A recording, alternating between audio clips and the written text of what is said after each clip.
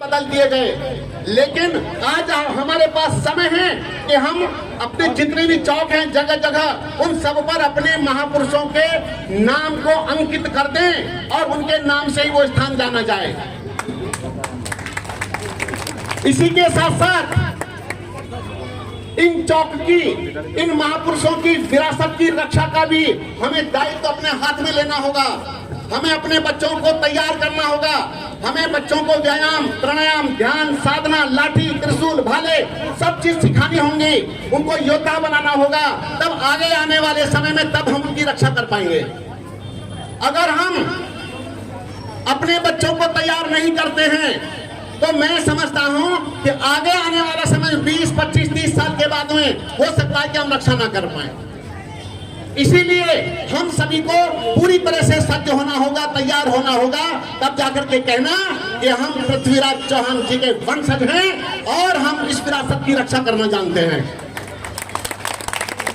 देखो बंधुओं, समस्याएं पहले भी थी, आज भी हैं और आगे भी रहेंगी। ये समस्याएं सुलझती नहीं है क्योंकि हम अपने आप को नहीं सुलझा पाते। हम जब तक स्वयं को तैयार नहीं करते हैं तब तक समाज की रक्षा कभी नहीं हो सकती।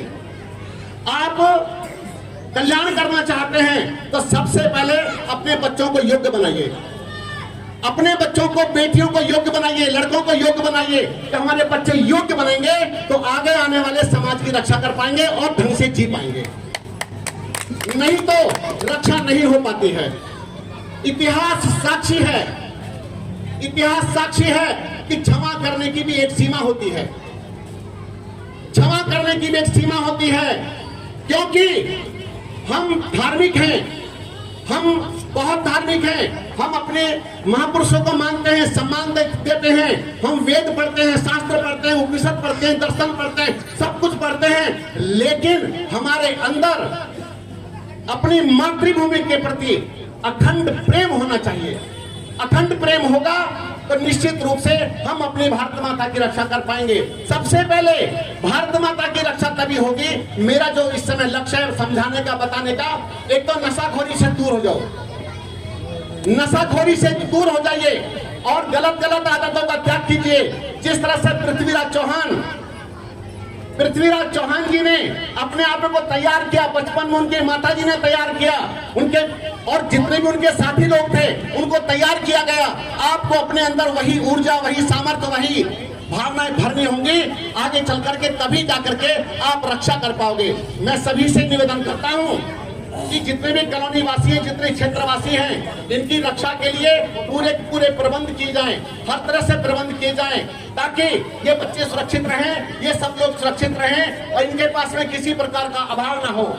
देखो, जो गणमान्य लोग होते हैं उन सबके पास सामर्थ्य होता है, उनके पास में दिशा देने का सामर्थ्य भी होता है, उनके पास में हर प्रकार का सामर्थ्य होता है। वो किसी भी दुर्बल से दुर्बल व्यक्ति को खड़ा करने का सामर्थ्य रखते हैं। तो मैं यही चाहूंगा कि जितने भी दुर्बल लोग हैं, अभी जैसे बात आ रही थी कि किसी बस्ती की बात आ रही थी कि कोई गंदी बस्ती है, मलिन बस्ती है, तो मैं ये कहता हूं कि पूरे देहरादून में कोई मलिन बस्ती ही ना रहे, मलिन बस्ती ना रहे।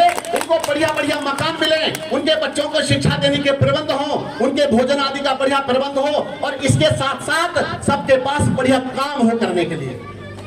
जब सबके पास काम होगा, और मैं एक बात समझता हूं, मैं जो आपके सामने खड़ा हूं, मैं आपको फ्री में कोई चीज देने के लिए तैयार नहीं हूं। मैं तो चाहूंगा कि हम सब मिलकर के, जो हमारे नौजवान हैं, जो बेरोजगार हैं, उन सबको काम मिले और काम मिलेगा तो निश्चित रूप से समाज का उद्धार होगा और आप सबका कल्याण होगा।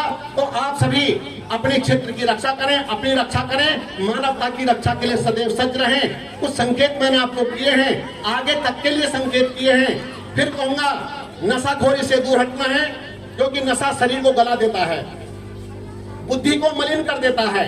हमारे जो भी नौजवान बच्चे, आजकल बच्चों की स्थितियां मैं देख रहा हूं कि बच्चे वो चिट्टा खा रहे हैं, जाने क्या क्या खा रहे हैं, गलत गलत नशा कर रहे हैं। उन बच्चों से मैं निवेदन करता हूं कि नशाखोरी से बिल्कुल अलग हट जाओ क्योंकि नशा कभी किसी का साथ नहीं देता। अगर नशा से अलग हट गए और शिक्षा के मार्ग पर चले और अपने आप को योद्धा बनाने के मार्ग पर चले, तब कहना कि हमने पृथ्वीराज चौहान जी की जयंती पर कुछ सीखा है। हमने सीखा है, हमने परिवर्तन लाना सीखा है, हमने अपने में परिवर्तन लाना सीखा है। जब तुम में परिवर्तन आएगा तो समाज में परिवर्तन आएगा। बोलो भारत माता की, भारत माता की, भारत माता की, वंदे वंदे वंदे। धन्यवाद।